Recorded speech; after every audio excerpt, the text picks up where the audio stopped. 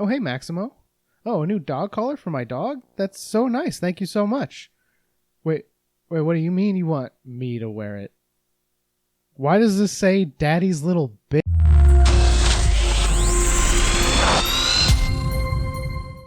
Welcome to Abandoned Save, where I highlight the good but not great games of the past, the ones that you probably forgot about and left that save in the dust. This time, we're going to be taking a look at the Maximo series, and I'm not actually sure if it's right to call it that.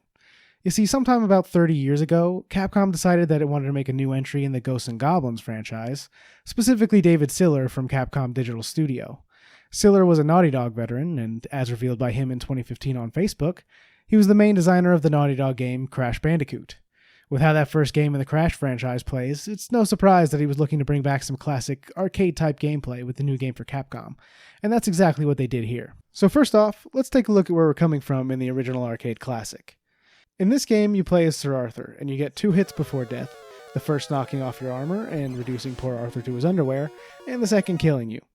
The objective is to get to the end and rescue the princess, who we see get kidnapped in the opening scene, but the game is mostly known for its extreme difficulty, and then once you complete it, you get sent back to the beginning at an even harder difficulty, which you must complete to get the true ending.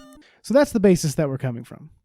According to rumors, Capcom didn't want the team to use the Ghosts and Goblins franchise name, but whether that's true or not, the first game in the Maximo series was released on the PS2 after originally being planned for the Nintendo 64 in 2001 in Japan and 2002 elsewhere, going by the name Maximo Ghosts to Glory. The name still has references to its franchise roots, but it does stand out on its own. I remember playing this game as a kid, pulled in by the idea of the simple guy with sword fighting monsters gameplay. Little did I know what I was about to get into. Maximo Ghosts to Glory is a borderline fetishistic soul crusher designed by a team that hates you. Let's get into it. The game starts with a CG cutscene introducing Maximo, Sophia, and Achille, and holy shit, that has to be a record. Start the game, and the TTB, time to bitch slap, is about 15 seconds. I timed it. So that's definitely our villain Achille, and Sophia is Maximo's wife? Queen? Something along those lines. Anyway, Achille says he controls the power of the underworld and kills Maximo. So we've had domestic violence and the death of the main character all within the opening scene. Did this inspire Game of Thrones? In death, the Grim Reaper, Grim, catches up with Maximo, telling him that Achille made a hole in the underworld, causing the spirits to escape to raise an undead army. Grim offers to return Maximo to life if he helps to defeat Achille and gives him a death coin. This coin represents their deal, and he says that he will help Maximo as long as he has it, and to seek out the Sorceress's Council. After this, we're immediately thrown into level 1, Grave Danger. It starts out by giving coins leading the way, and slightly off to the side, you can find a chest containing some coins and a silver key needing some platforming. It's around this point where someone playing this game for the first time will start to see how evil this game can be, but they probably won't realize it yet. This game was made for the PS2, so it knows you have 2 analog sticks. However, the camera cannot be controlled with the right stick. It does its best to keep itself behind you and allows you to center the camera behind you at any time by pressing L1, but by putting the key up on a ledge and Maximo having a double jump, we already know some platforming is going to be expected throughout the game, with no camera control. Furthermore, there's an item for sale in a vendor on the opposite side. It costs, 500 coins? If you 100% everything in this level, it is not possible to save up 500 coins. And what is the item? Foot cheese. Excellent. What does that even do? Well, the vendor doesn't tell you. It's a complete mystery until you buy it. Since I never went back for it, let me tell you. There are points throughout the early levels with rough terrain where undead will grab at you and slow you down. Obviously, you can spread the foot cheese on your shoes and then make it too greasy for them to slow you down, allowing you to run at full speed. Moving on, we find an iron chest that requires the key that we picked up earlier, and that drops armor. When we pick that up, we can see Maximo's appearance change, adding a helmet and some more armor, and a third bar is added to our health. That's because, in reference to the arcade game, your health is not only displayed by a typical health bar, but that bar is split into chunks, and when you lose one, you also lose a layer of armor, eventually knocking Maximo down to his boxers, just like Sir Arthur. But those chunks are lost with that armor, and though you can heal, You cannot heal beyond your current armor chunk. You must pick up armor in order to increase your health bar again after it's lost. Which means, if you're struggling in a fight and lose too much health, the rest of the level is now harder as well because you have even less to work with, and the armor pickups are quite rare. Moving on, just past the iron chest is the first checkpoint, and after some experimenting with buttons, you'll learn that by double jumping and pressing triangle, Maximo will do a plunging attack, which is required to activate checkpoints. Afterwards, there's a chest containing a golden key and a gate that needs to be unlocked with it. Beside that is a gravestone that is emitting a blue light, and if you attack it, it will release a few spirits that you can pick up, and the game keeps track of how many you currently have. More on that later. Opening the gate effectively ends what I guess you could call a tutorial for this game, and the first skeleton enemy pulls himself out of the ground. Ghost of Glory has a simple combat system. There are jumping attacks like the plunging attack, a light attack, and a heavy attack.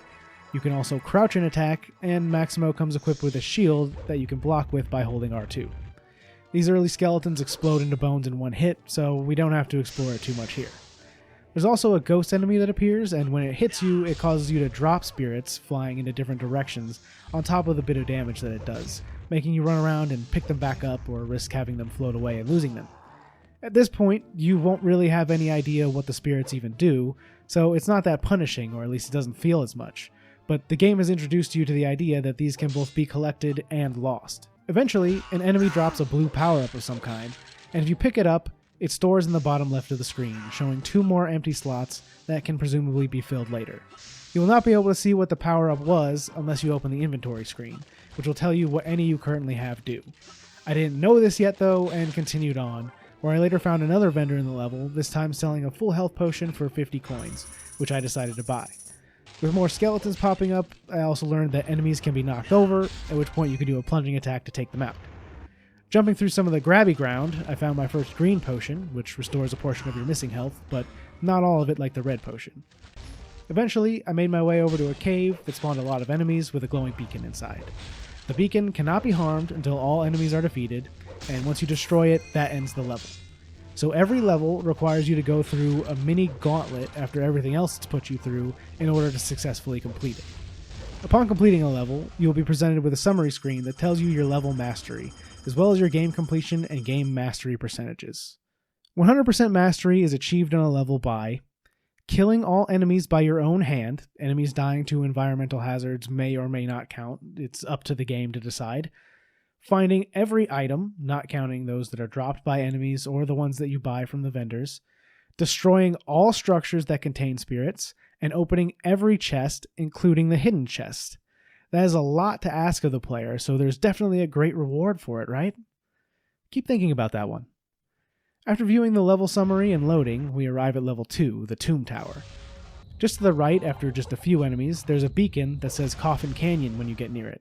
If you destroy it, it loads into level 4, Coffin Canyon. Wait a minute, level 4? Did I just skip something? No. Actually, level 2 is a hub world that you will return to after you complete any level in this world, and you choose the level you'd like to go in any order by finding and destroying the beacon in the hub level. So yes, even the level select in Maximo is trying to kill you. And because you were only presented the name of the level when you get near a beacon, there's no way to know what the intended order might be until after you've already entered a level and seen the number that the game gives it. So while they can be entered and completed in any order, there does seem to be a difficulty curve that they follow, and it's impossible to know. So you end up with a difficulty roller coaster in every world, in a game that already wants you to fail. Back to Coffin Canyon. Right at the start, there's a vendor that offers armor, and the going rate for armor is 100 coins. So far, this all makes sense. 50 coins to heal, 100 to get another health bar, and 500 for cheese. But like, the good kind that you have to go to Whole Foods for. A crow attacked me in this level, and if you're hit by a crow, they will try to steal some of your hard-earned coins, and you'll have to hit them before they get away to get it back. If you're saving up for an armor piece you desperately need and a crow is around, you better stay on your guard, because the tax man always collects. They take 2 hits to kill too, so they can try for another swoop at your wallet if you're not careful. I was knocked down to my boxers here by a few skeletons for the first time, but what luck! There was a chest right by where I was, so I ran over to it to hopefully gain some more, only to be attacked. You have to open every chest in order to get mastery of a level, and at times are going to be hanging on by a thread, really hoping for some armor or health.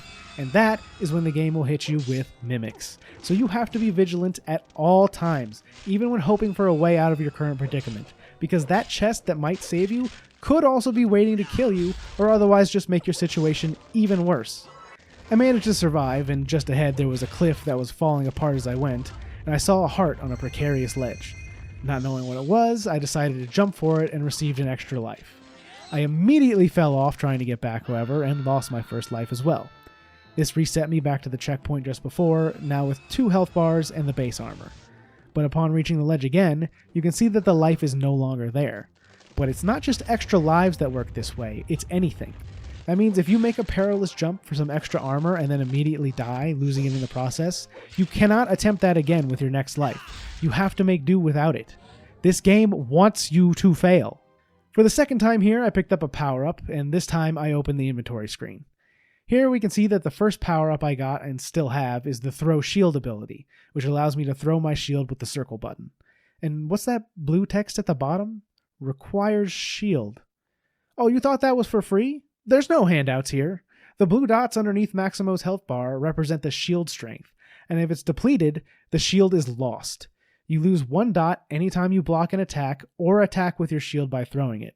There are power-ups that can be collected that will restore it, but if you lose it, you have to get another one either from a vendor or restore it with one of those power-ups before you can use your shield at all again, making blocking something you have to carefully consider before you do it, as well as offensively using your shield.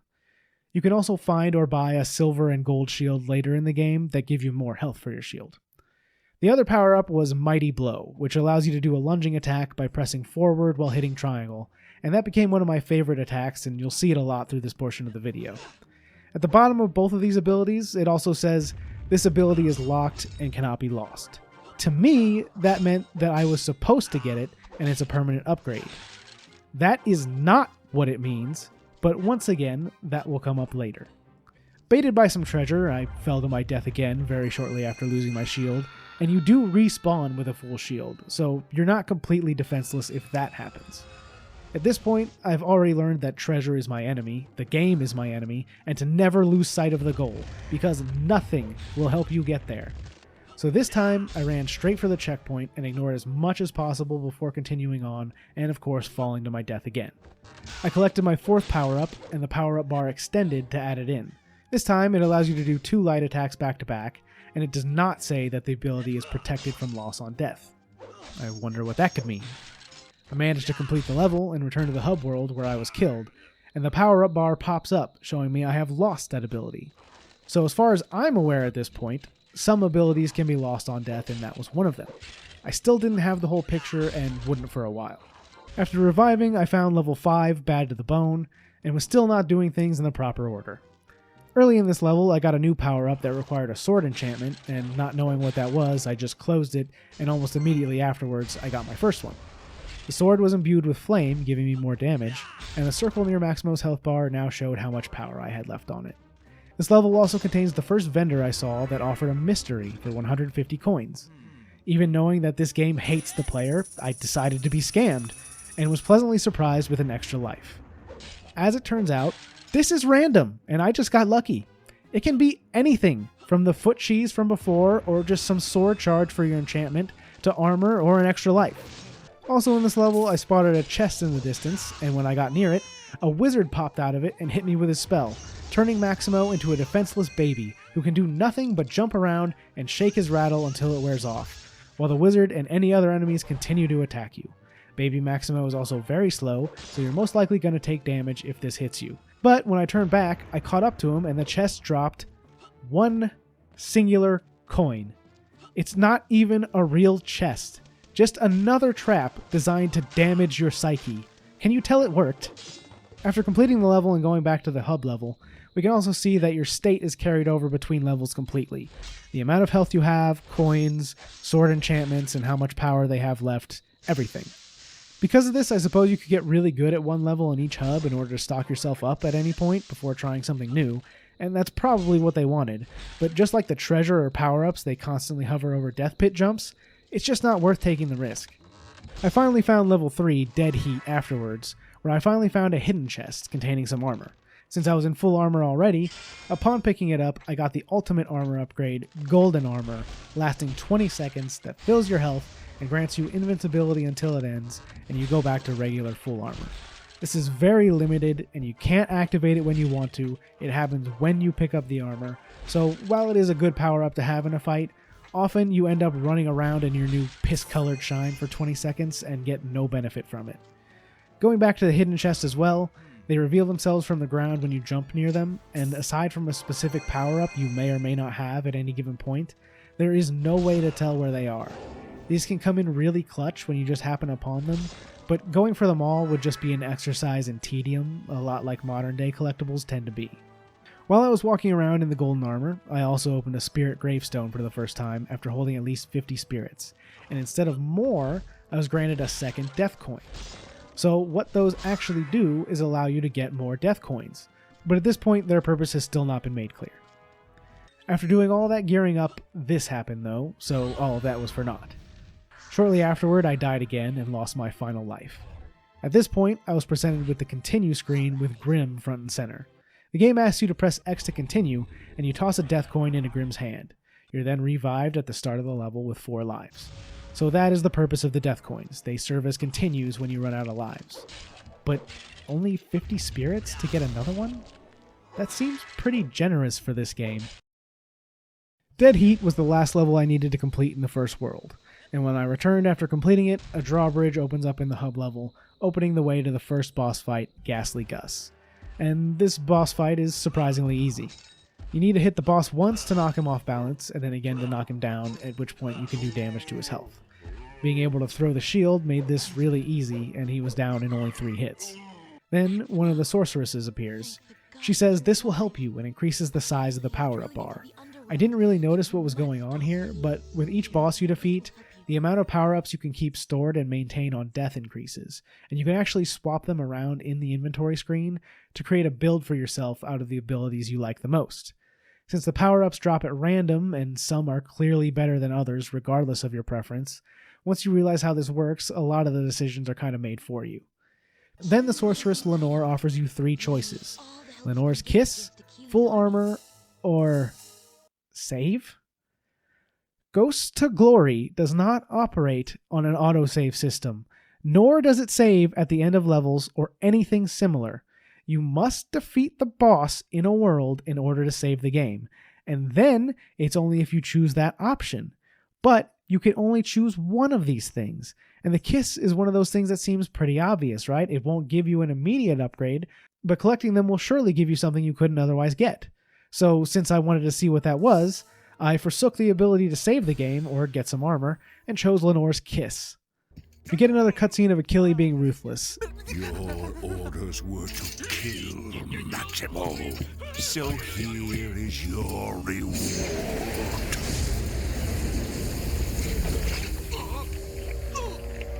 I'm alive! Guards, Yes, my lord! take the general away and torture him until he dies. Maximo, your fate will not be so pleasant. And the game loads straight into level 7, Watery Grave. Looks like we're in a swamp world now, and the objects that contain the spirits have gone from gravestones to lamps. We have new swamp zombies and there are vine obstacles, but otherwise everything is as expected, my health and armor status carrying over exactly from the end of the boss fight as well.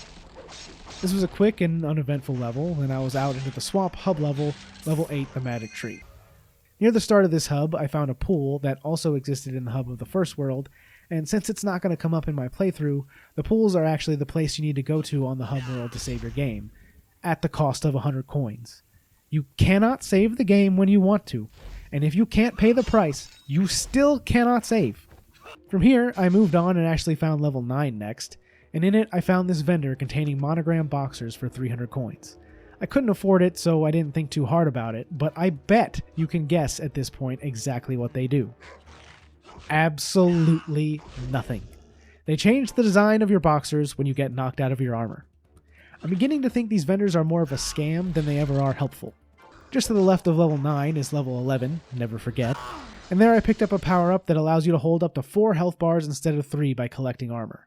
I still hadn't realized that you could swap the powers around, so I didn't lock it immediately like I should have, but there's a decent example of some of the power-ups being much better than others. I also got hit by another wizard in this level, which caused Maximo to walk with his arms out like a zombie and reverse my controls. Despite how harmful they can be, I actually found these enemies to be really fun, since they show up so rarely, and they can do different things to you, so you never know what it's going to be. Later on in the level, I started having trouble with a platforming section across a river, and there's nothing more depressing than amassing a bunch of power-ups and watching them all get lost when you die. I continued to have trouble and ran out of lives, ending up face to face with Grim again. I gave him the death coin to continue, and he tells me that next time, the price increases. It will cost 2 death coins to buy a continue. That's why it only costs 50 spirits to get a new death coin. You will need a large amount of them if you die too often. On the run back through the level, this time the wizard turned me into an old man, which has the ability to do a flip on his sword if you press the attack button, which is honestly hilarious. I really can't be mad at these guys. What is somewhat frustrating, though, is that I did realize on the run back that this river section that I had to go all the way through the level to get back to was actually the end of the level. Oh well. Now, in level 10, Dem Bones, it starts off by introducing us to tar in the level that we can walk into but are slow moving in and can't jump out of, but it doesn't harm Maximo otherwise, so it's actually a pretty fun addition to the level. You sink in if you stand still too long though, so it is still dangerous. Dem Bones was the final level I needed to unlock the boss, so once again in my underwear, I traveled up to boss fight 2. Bokor Labas. Bokor Labis? Bukor Labis? I don't know. Moving on. This boss shrinks you and tries to stomp on you, then once it ends, transforms into a bunch of copies of himself, and you have to take them all out to be able to do some damage. Once again, it's actually pretty easy, especially compared to everything else in this game. With him defeated, the sorceress Mamba Marie is released, and I feel like this is racist? I'm just gonna move on. I continue the gamble in taking the kiss and go on to level 13, Shiver Me Timbers. So now we're in an ice and pirate themed world. Don't see that combination all the time, so for now I like it. This time the spirits are trapped in snowmen as well, which is kinda cute. I didn't stay enamored with it for too long though, as one of the new enemies is a bomb-toting skeleton that will die in one hit from anything, but he'll throw bombs at you and also explode when he dies, so you need to have a ranged attack of some kind to deal with him, otherwise you'll take damage just by attacking him. After you die and lose a bunch of abilities, these guys can be very frustrating, as you're basically forced to jump around them instead of dealing with them like you'd want to. I do not envy anybody attempting to get full mastery in this game and having to kill all of these guys. The Ice World introduces the Ice Enchantment for your sword, which causes heavy attacks to freeze enemies, and then another heavy attack will kill them instantly. It's extremely useful, but I wonder if the increased damage from the other power-ups might just be better than this one. The next level I entered was level 17, Cannonball Run, and this level truly tested my desire to cover these games. It is very long, as the levels have been getting longer over time, and it also was the first time I saw the pirate skeleton enemies that have swords stabbed through their chests. These enemies can only be killed with a plunging attack after knocking them down, but if you do that from the front, the sword in their chest will be facing up, so if you plunge it like that, you also take damage in addition to killing it. You have to get behind them and then knock them over first to avoid damage, which, with ice everywhere that's slippery and platforming generally threatening you with instant death at all times, this can be extremely difficult. The last part of this level is a very unforgiving section where you have to dodge some cannonballs, fight a lot of bomb guys, and then a lot of yetis and the sword stab skeletons. And with Maximo's limited health pool, I failed here repeatedly. I ran out of lives and had to continue again, and had to run through the entire level a second time as well. The next few levels were much easier for me and went pretty much without incident, and I unlocked the next boss fight against Captain Cadaver. When you hit him, he hops back on his peg leg, and there are grates all around the arena, so that part is fairly obvious. Knock him back into a grate, and he gets stuck. But what I ended up having to pause to find a guide for was how to hurt him afterwards. Maximo can crouch with L2 and do crouching attacks, which has pretty much been irrelevant for the entire playthrough. Captain Cadaver, however, can only be harmed by crouch attacks while he is stuck in the grate. There's really no reason for this. Maximo's sword can definitely reach his peg leg while standing since he's so massive. I can't imagine being a kid and actually managing to make it to this fight on low resources, hoping to survive so I can save my game, only to get stuck here and not be able to Google a guide.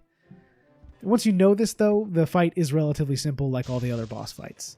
I took the next sorceress Aurora Lee's kiss and hoped the next world would be a bit kinder to me.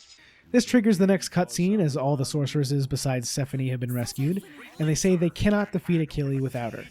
He shows up with her and attacks, killing her. Grimm tells Maximo he'll have to go into the underworld to chase down her soul, and we start the next world there. What a wild ride we're on. There's a lot of floating platforms and big weapons to dodge and new bouncy brains to platform with, but otherwise not much has changed. I did get lost in one of the levels down the gullet for a while because I didn't realize I needed to destroy some things to create some moving platforms, but that's really all I want to highlight here. Moving forward to the boss for the underworld, we have Lord Glutterscum, some kind of huge demon that shows you his ass right at the start, and the fight involves you running behind him to hit him there as he drops the platform on you until you win, back to an easy fight, and I completed it in my underwear again. I get Stephanie's kiss, and she tells me that the Sorceress Circle is now complete.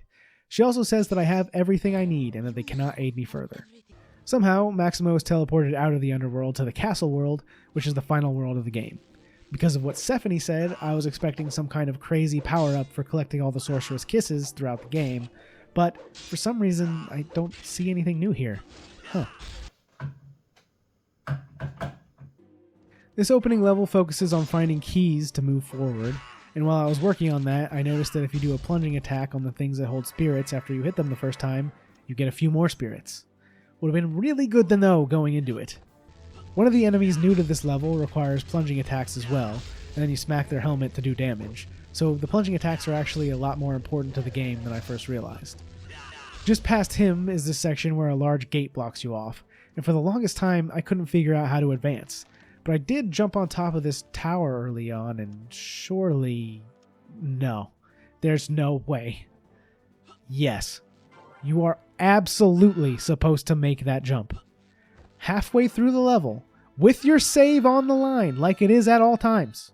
After numerous failures, I did succeed, only to get stuck immediately afterwards, because you have to notice that the next key goes into the wheel of this catapult. I think we should start putting keys on the wheels of cars too, but they'd be a lot harder to steal. That level was an absolute marathon, and when you finally get out of it, you get into the last hub level, the Keep. This one is different from the others. There are less levels in this hub than the rest, with only 3, and you have to collect keys within it to open doors to move to the new levels, which makes this one feel more like a level than any of the other hubs did. Other than being longer and harder and more castle-themed, there's nothing particularly interesting about the next few levels. I cleaned them up and grabbed some more keys and walked into the boss room. Achille unleashes the power of the souls he's collected, and the boss fight begins. Oh boy, time to get my big upgrade for making it all the way here with all the kisses, hogging up 4 of my locked spots for abilities. In this boss fight, you are supposed to hit Achille with the ability that corresponds to the icon on his shield. But when I died on the first attempt and lost all of my abilities, this became more luck that he had something I could clear instead. He lets the shield down eventually anyway, and the summon of his face he likes to call out drops armor when it disappears, so even without coming in prepared, it's not too hard to stay alive. When he reaches half health, he summons some lasers that make him giant and heal him until you destroy them, and then the fight goes back to how it was, so it's essentially just more health for him. When he reaches half the second time, he does it again, then switches his staff to a polearm and starts the final phase of the fight. He doesn't use his summon anymore, so there's no more free health, but he also doesn't heal anymore and is fairly easy to dodge, so he goes down pretty easily. Maximo now reunites with his wife, Sophia, but it turns out that's not Sophia at all. She transforms herself into the xenomorph from Alien, and the real final boss fight starts. So all that time, the kisses must have been for this boss fight. Okay, I get it. No. Still, no. They do not offer any in-game benefit to you at all. Let's get back to the boss fight for right now. It's in the dark in the tower, with occasional lightning strikes giving you momentary vision. The Xenomorph Queen runs around while this is going on and tries to jump you, so I realized pretty much immediately all I needed to do was shove myself against the wall and wait for her to come to me. It's not too difficult once again, but you get no additional resources for this fight, and if I would have died here and had to fight Achille again, I think I would have needed a few drinks to continue. A defeated Maximo returns to his throne, thinking Sophia is dead. Grim comes back to thank him and tells him that the demon he just fought was not Sophia and she is alive somewhere.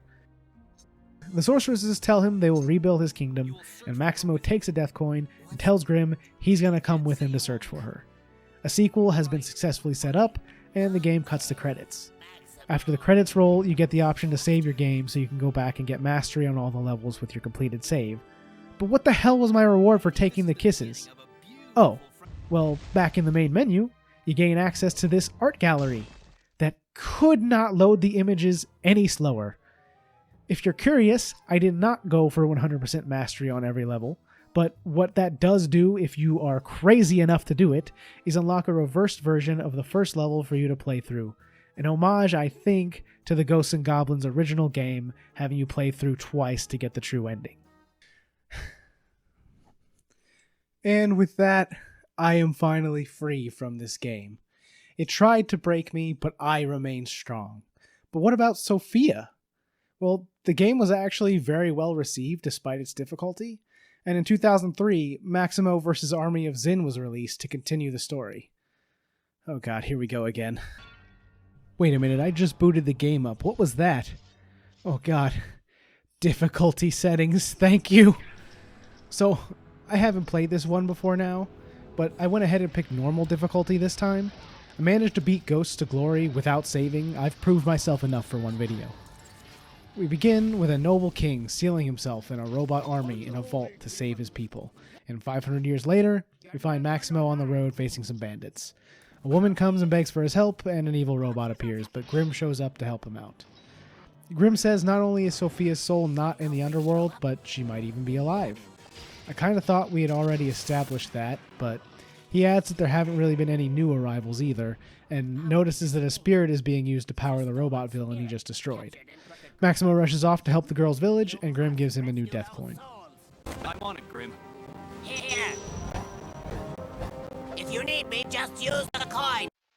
From that opening cutscene, we load into the first level, and the first thing I did was try the right stick. Believe it or not, you can finally move the camera! But it's only horizontal, and despite my best efforts to find a setting, it's also inverted and cannot be changed to normal, non-serial killer controls. I accepted my fate and moved forward and started pressing some buttons. This game has made Maximo a bit more nimble, and he can now throw his shield by default and perform combos with the light and heavy buttons. Getting into combat for the first time, there's also a hit counter in the corner. Though something like 8 hits gets you the highest rating, this isn't a character action game like Devil May Cry, but it's good to see Maximo loosen up a bit. Since the spirits power the enemies, they're also dropped and automatically collected when you kill one. No more hunting for gravestones, just hack and slash your way through some robots. A woman also gets attacked here, and I defeat the enemy that was chasing her, which gives me the opportunity to talk to her. Throughout the levels of this game, you'll run into civilians who are being attacked, and if you save them before they're killed, you can talk to them and get information or items, like this woman giving me coins, or this man telling me I can get some extra armor from his house. Is that extortion? Just like before, picking up the armor gives Maximo a helmet and some heavier armor, and increases his health bar from 2 bars to 3. I used that with my button mashing skills to take out some more robots, including this big guy, and decided to push some more buttons because I noticed that the blue bar on my health bar had filled up. In Army of Zin, the spirits you collect don't just give you death coins. They also fill Maximo's Grim meter, and when it's full, you can press L1 to have Grim come help you out in combat for a bit. Maximo did say Grim was going to help him this time, and I guess he meant it. Just past that throwdown was the first checkpoint as well, which no longer requires a plunging attack. So far, everything in this game has looked at what Ghosts of Glory did and said, yeah, but why though? And changed it up to something much easier to manage, which I am all for. Ahead, there's also a civilian that runs a shop where you can buy health, armor, hints, or power-ups, like these armored boxers, which allow you to get golden armor and get a 4th health bar, and since I was just a few coins away, I went and gathered some up to grab those. I also used Grim in combat here for the first time against a heavy enemy, and he does way more damage than Maximo, but the time limit is super low, so you gotta be strategic with him. Looking at this chest in a broken down house, I discovered on accident that if you don't quite make a jump now, Maximo will plunge his sword into the ledge and let you jump up. I have no proof, but I feel like the jump to your death over the gap in the first game at the castle was the direct inspiration for this, and even though it's a little jank, I couldn't be happier to see something as simple as a ledge grab in a game. I got beat up a bit right after and made it to the end of the level. This game presents you with a complete list of everything you got and how much you missed if going for level mastery, so now everything is much clearer than before. With the level over, I prepared myself for the worst, and then the next thing I loaded into was a level select? Hallelujah! I no longer have to fear for my life at every second of the game. Level 2 introduces the first trainer salesman, as there are two kinds in the game. There are guys that sell health, armor, and power-ups, and these guys who sell death coins and what are essentially permanent power-ups for your character, like the Grim Meter upgrade and new moves which cannot be lost on death like in Ghosts of Glory. Everything is really expensive though, so I had to pass and move on to this area which requires me to do a plunging attack to move forward, and it has a little sign that says Downstrike in it, which I thought was pretty funny. Finally, I managed to pick up some extra armor and get the golden armor as well, and thankfully, while no longer invincible, the golden armor is now permanent and basically represents having 4 health bars like the armored boxer's description said. The golden armor also has this mask on it, and it looks so ridiculous. The whole piss ensemble is now like a 4th grader's Halloween costume. I think if I found Sophia like that, she'd laugh at him. As you can see in this burning building, Army of Zin still likes its death pits, and putting things you want in perilous places at times. But now that you can ledge grab, so much of that anxiety is taken away, to the point where it's actually worth it to grab them now. In my newfound hubris, I of course immediately fell off the ledge here anyway, and saw that the death coins are just the lives now instead of continues. It's a much more standard system for the time, and much more forgiving as well, though it does take 150 spirits to get a new one now instead of 50. I got my golden armor back shortly afterwards, which is where I realized that I still had the armored boxer's power-up that I had picked up earlier, so I opened my inventory for the first time. Here, you can choose which boxers you want to be active, but you can collect all of them at once, and I also noticed that the weapon part of the screen seems similar, but I still only had the one option for the sword, which is apparently named Perilla. The level ends abruptly after that, and back on the level select screen, I noticed a few options I didn't expect there as well. Pressing L1 opens the gallery, and you start with the first piece of art unlocked. The reward for mastering a level is the associated entry in the gallery. No more kisses to collect, and now the reward is given on a per level basis instead of after completely finishing the game. On the other hand, if you push R1 on the level select screen, you can save your game. It's a miracle. You don't have to unlock it. You don't have to barter something else for it. It doesn't cost your coins. You can just save at any time. Maximo really changed for the better in the 2 years it took for this sequel to come out. Skipping ahead to the first boss fight, Hell House from FF7, this actually feels like a real boss fight. You dodge around and hit the chicken in the head until it goes into phase 2, and I'm in my boxers again. Some things never change. This robot may be strapped, but I'm equipped with the Grim Reaper.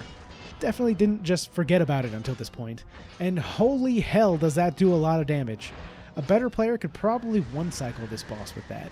I made quick work of him after, and Maximo is totally actually just wearing armored boxers. Think of the chafing man. This old man thinks the Gear Master in the forest caused all these robots, and that makes sense to Maximo, so we have our next target. Moving into the forest, we do the usual, beat up some dudes, do some platforming, and then pick up this hammer. So I was correct, you can get other weapons in this game. They're located in specific levels, and you also get to equip 2 weapons at once. So now we can swap between the Hammer of Heroes and the sword at any time with L2. The hammer does big damage, but it's very slow and enemies are not. So after getting my fill of it, I did default back to the sword for any combat encounters. I picked up Mighty Blow from the merchant just ahead, and my favorite move was back. Like I said, these moves are more like permanent upgrades that you unlock now. No more worrying about losing them, and you can see what you currently have in the inventory screen. After that, the allure of chess pulled me away for a second, and then I realized I just let this lady die like 10 feet away from me. Whoops. Well, Maximo wasn't perfect anyway. Why was he going around before collecting kisses from his sorceresses when he had Sophia? By the way, the mimics do return in this game, and I encountered one just after that, but I haven't mentioned them until now because they really aren't a threat anymore. Maybe it's just because of how hard the last game was, but I really did feel nearly invincible while moving through Army of Zin. Enemies can even drop health and armor now, so when you get low, you don't feel like every corner could be your end, but instead that you just need to make it through the next encounter or two and clutch up a little and you'll be fine. The game has also started to throw in puzzles, although I think it might be a bit generous to call them that. After saving this lady and redeeming myself of my past avarice, she tells me that the heavenly host will help me move on, and sure enough, right around the corner lies good old H-Host. Thank you for your guidance beyond the grave. I talked to her again after I got the key since she's right by the door, and she thinks I still need help and makes fun of me. Now I don't even feel bad about getting her shot earlier. There's new ghost enemies in this area as well who say your money or your life before every shot they take, and if they hit you, you drop a few coins. Doesn't really hurt too much, similar to the ghosts in Ghosts of Glory that made you drop spirits, but this is honestly pretty funny. Later on, there's a puzzle that requires you to use the hammer to smash buttons that lower graves that you have to platform with. Besides missing the jumps a few times, this didn't give me much trouble, but since the game has mostly been almost a hack and slash at this point, breaking up the gameplay like this is actually really welcome, and it's not overdone here. I can't say enough how welcome this game is, specifically when compared to the first. Having enemies spawn in each time you hit a new button that makes the fight last long enough that I have to do the platforming all over again each time is a bit annoying, but this is like a childhood friend that pulls some pranks on you every now and then, versus the bully who puts you in therapy to deal with your bottomless pit jumping, death coin collecting focused PTSD. Next up, we arrive at the Gearmaster's house, and Maximo immediately starts making assumptions and beats up an innocent. The Gearmaster is actually the woman we helped at the beginning of the game, and she tells us that the robots are the Zin, and that they're supposed to be locked up in a vault, but the Baron of the area would never open it to check out what happened. Maximo apparently knows the Baron, and it's some sort of sore spot. Army. Say, don't I know you? What army? This army. Crank, pull yourself together. At once, Mr. Stinker. What you have here is a Zin Reaper. Very nasty. 500 years ago, these things ran amok and nearly destroyed everything. Morgan of Hawkmoor trapped them in the Great Vault. It cost him his life. They're supposed to be there still. You could check, but I'm sure the current Baron would never open it. The Baron. Yeah, I know the Baron. At that moment, Lord Bane barges into the room and demands that the woman finish a contract she owes him. He says that the Zin are his, and he doesn't like Maximo messing with his plans, and 6 Cyclocks on us, the next boss. This thing has Capcom syndrome real bad, and it's pretty apparent where we need to stick him. After he's done destroying the Gearmaster's house in the first phase, we move out to phase 2 and now have to hit the eye open to do damage, but otherwise the fight is mostly the same. After defeating him, we go after Lord Bane's ship to rescue the girl. They exchange some pleasantries, and then Lord Bane takes off with her on his rocket boots? Sure. Anyway, this level gives us a time limit to take out the ship's generators while enemies attack. Bit of a gimmick, but those are good to have now and again. After taking them out, the ship obviously crashes. And what was Maximo's plan for that anyway? Oh, just die and get revived, I guess. Grimm tells us he doesn't know what's going on, but the Zin are supposed to be locked up in the vault, so we make that our next destination. On the road to Hawkmoor, this knight tells us we need to get the Sacred Sword and break some crystals to move on. That Sacred Sword is the Flame Tongue, and it is permanently enchanted with fire. Enchantments hadn't been a thing in this game, but I really hadn't noticed their absence until getting this sword. You can swap the sword back to the basic one at any time in the inventory if you want to, but I don't see any reason to actually do that. So now that I see how this inventory screen works some more, it really has 2 weapons that you can swap between, the sword and hammer, and each of them has 1 alternate form and 5 total upgrades that you can buy. Not as exciting as I was originally hoping, but still more robust than I was expecting, so I'll take it. I hit the crystals to resonate and break the big ones and get to advance, and you can see this castle in the background of the level, so it looks like that's where we're headed. Side note, remember when I said the sword sticking into the edges of platforms was a bit jank? Well, here's a prime example of that.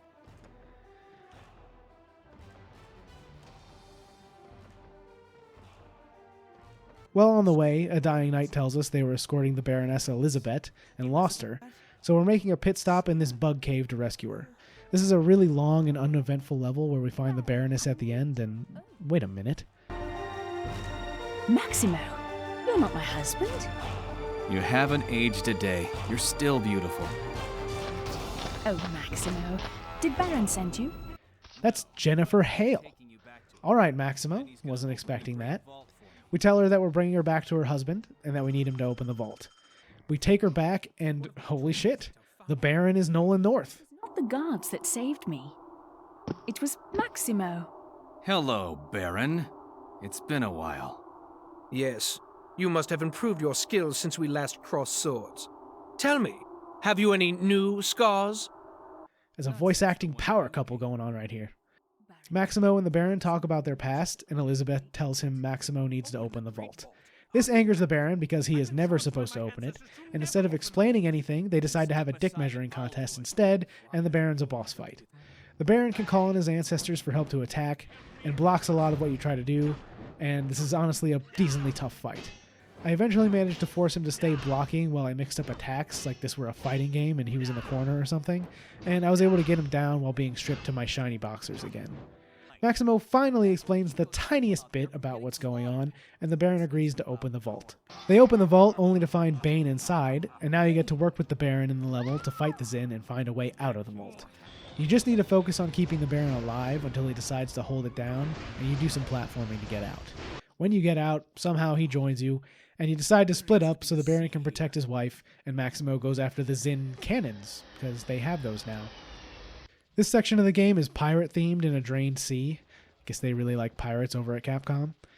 It introduces these worm enemies that try to grab onto Maximo and perform the big suck, and if they manage it, they will grow and become a lot more difficult to deal with. There's not really pirate Zin, but there are these sea monster guys that I think are pretty cool. Platforming has got a bit more challenging as well, or at least that's the excuse I'm going to make for whatever I was doing here. Further on, I acquired the Ice Hammer, the Bleak Forge, which is the upgraded hammer like the Flame Tongue was for the sword. It freezes enemies like the old Ice Enchant did, but it's still not as powerful an upgrade as the old Enchant was, and I still prefer the sword. Fighting through the Sunken City gets us to the next boss fight, the Guardian of the Deep. Unlike the others, you kind of just get thrown into this one, and it doesn't really have any relevance to the story. It has a poison breath attack and destroys the platform you fight it on as the fight progresses. I had a bit of a hard time with this, but that's mostly because of my own impatience with the poison gas clouds, and I kept getting pushed into the electrified water that kills you really fast. I finally managed to beat him in my boxers, like usual, and moved on to the next level, the Soul Crusher. Oh, hey, look at that. It's Ghosts of Glory. Really, this is the device that Bane is using to create the Zin powering crystals with the stolen spirits, so we have to go stop it. After making it up to the top, we find the Gear Master, or Tinker as Bane has been calling her, and apparently Maximo now too. She apologizes for working with Bane and tells Maximo she based a new Zin on the Ultimate Warrior. Maximo seems to like the idea of fighting himself a little too much. Maybe he thinks it's the Ghosts of Glory version. Throughout this part, you have to fight while protecting Tinker, who does a little fighting of her own with a huge wrench. Not sure exactly where she was keeping that in that cell, but she has it. The Maximo Zin are a bit tough to take down, but nothing too crazy, and soon you're fighting a couple of them at a time. You help her destroy some generators and split up to do as much damage as possible to the fortress. Up at the top, this Zin is piloting a huge machine gun, and of course, we take it from him and introduce the rest of the Zin in the area to the 21st century in true American style. Further on, we take out the load-bearing generators and knock the cannons off of the fortress and meet up with Tinker. The place is exploding, so we have to leave, and Tinker decides we're going to do it like Doom Guy and just hop in a shell and shoot ourselves off into the distance. Great.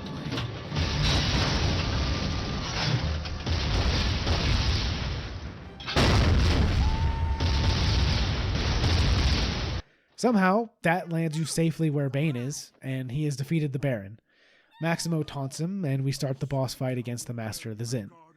Bane's minions are all around the pit watching the fight and join in as he calls them to give you a way to get some health and also to add to the fight's difficulty.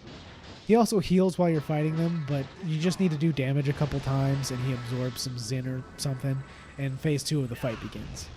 Bane is now a giant and has a Zin core in his chest that you only do damage when you hit that. He doesn't call in any more friends, but his attacks are pretty easy to dodge, and one heavy attack opens him up, and then when you defeat him, he explodes, because why wouldn't he? Tinker starts examining his body, and out comes an undead Achille from the first game. He says his plans have been ruined and kills the Tinker. As far as I know, there was no indication at any point before this that he was involved, much like the Demon Lady at the end of Ghosts of Glory, but whatever, now you have to take him down. While he's undead, attacking him with your weapons only drops a bunch of spirits, which charge your Grim meter, so what you have to do is charge that up and then switch to Grim to actually damage him. Once you do enough with Grim, he'll become human again somehow, and then you can do some real damage to his health bar. Then he switches back to undead, and you repeat. His attacks as an undead are actually quite difficult to dodge though, and I did have some trouble with him. Luckily, if you die, you just start back at Achille and don't have to do Bane again. Once he goes down, Grim takes out the gem he leaves behind and agrees to revive Tinker with a portion of Maximo's soul. Grim, you gotta bring her back. Her soul is in really bad shape. Please, Grim, there must be something you can do.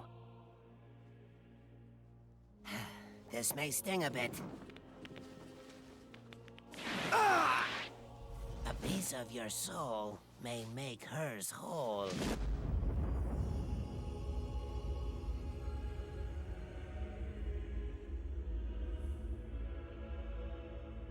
What happened? Grim tells Maximo he still needs to find Sophia, the Baron says he's going to help, and Grim suggests checking Hell. Then the credits roll, and that's the end of Maximo Army of Zin. Loading the game puts you back on the level select screen in case you wanted to try mastering every level, but there's nothing more to check out. There was a third game planned for this series with a release set for 2004, but it was cancelled, and the next release in the series had nothing to do with Maximo. We'll never get to find out where Sophia was. Army of Zin doesn't really have anything special about it. It's a pretty enjoyable game to run through, and it was received well on release, but it doesn't have anything to make it really stand out and just didn't sell enough copies for Capcom to justify continuing the series. The first game was absolute hell and really tested both my skills and my patience, but the whole reason I remember this series and wanted to check it out again was because of the difficulty it had. It's kind of like what makes the Souls series so endearing, but instead of strong bosses, it's how much the game hates you that makes it stick in your memory. Army of Zin isn't really worth checking out on its own at this point. Game design for action games has improved so much over time, but it does have a hard mode, and some people may want to check out Ghosts of Glory to see if they can beat it with all the kisses, or even try mastering all the levels. For you masochists out there, I'd say go for it, but otherwise it's best to remember this series for how crazy hard it was and move on. If you enjoyed my suffering and want to see some more videos like this, leave a comment on what I should cover next, and subscribe to keep up to date. I think the release schedule is going to be every 3 to 4 weeks, but it's hard to commit to something when the game lengths can vary, and I can't spend all my time working on these videos. But I'm already thinking about the next one, and I hope to see you there. I look forward to it.